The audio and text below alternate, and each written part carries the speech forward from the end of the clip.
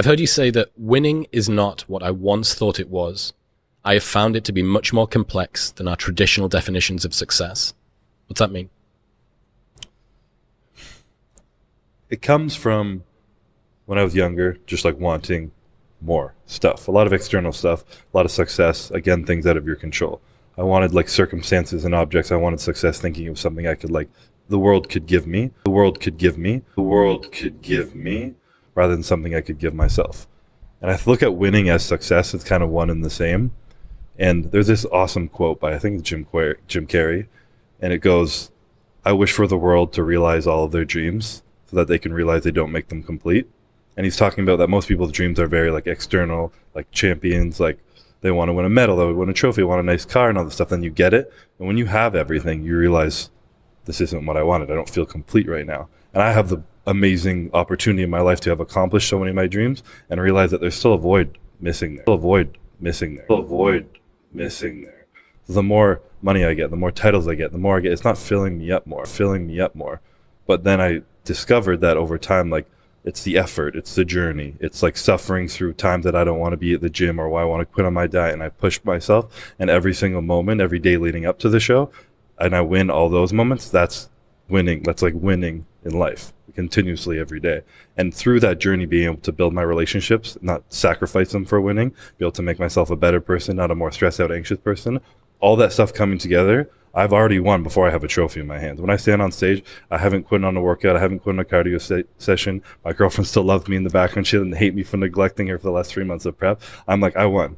You know, like I feel fucking good right now. And if I lose, am I going to leave and be really sad and like cry and like grieve that loss? Absolutely. But I'm still going to be proud of everything I put in.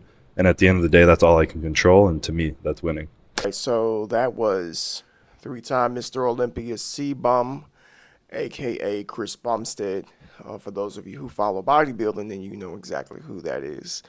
So I came across that interview. That's a snippet from the interview that I saw yesterday that really, really piqued my interest. And there were some things that he said that just jumped out at me. And I'm like, well, this right here is the mindset of a lot of individuals in this world when we talk about success. Like, what is success? And the first thing he said was success to him is seeing what he can get from the world.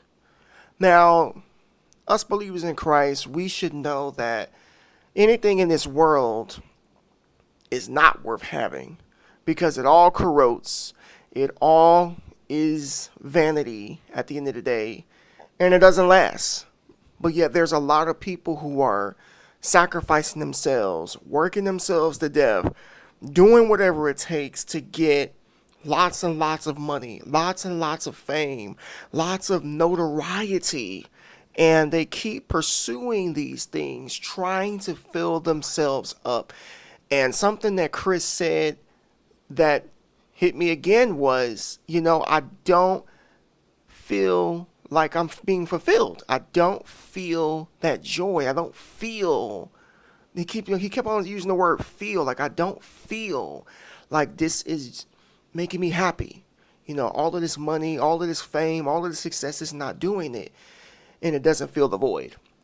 How many individuals in this world try to fill that void? Like, we all know it. We all have moments in our life where we're like, I feel empty on the inside. I feel like there's something missing in my life. And they turn to things of the world. Like, they turn to substance abuse. They turn to alcohol. They turn to sex. They try to fulfill themselves over and over and over with vain things in the world, but they still hunger. They still thirst. Jesus said that, whosoever shall come unto me will never thirst. He is the rivers of living water. He is the bread of life. The one thing that, I know the interviewer probably wasn't a Christian that was talking to Chris, but, when you talk to somebody, you hear them say these things like these voids that they have, the only thing that comes to mind is, well, the only thing that really can fill that is Jesus.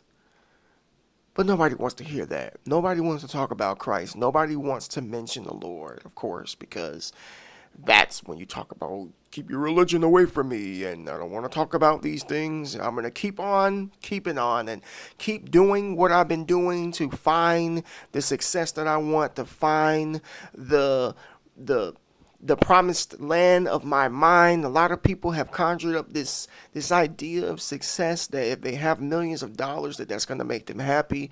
There are stories, news stories that you can look up of millionaires committing suicide because they're lonely. They can't find people to love them because people won't appreciate them for them because they look at their money. Celebrities, I'm going to make another video on idolatry, but celebrities, a lot of you people out there idolize them and you think that they have these perfect lives, but they don't manage anything, they don't own anything, they can't move the way that they want to move, they don't get any peace. Their life is pretty much in the hands of other individuals. So yeah, money does not bring you true happiness, and it does not fill that void in which you think that you need to be filled with. Only God can do that at the end of the day. Let's remember that God created us. He knows everything that we need to feel joy, to feel fulfilled, to feel happy, to feel complete. You know what I mean? And when we discover our purpose in life, because each and every one of us has a purpose, like your career is not your purpose, but all of us have a purpose. And when you discover that fulfillment starts to fill up that void in your heart, because nobody's an accident. Everybody's here for a reason, and God did not make a mistake when he put you on this earth. Stop chasing the things of the world thinking that they're going to bring you fulfillment. Stop thinking that the things in which you do on your own power are going to bring you that feeling of just feeling important and like you just feel like somebody in this world. Only God can do that. Come to God. Let him utilize you so that you can discover your true purpose in this life, and so he can fill that void.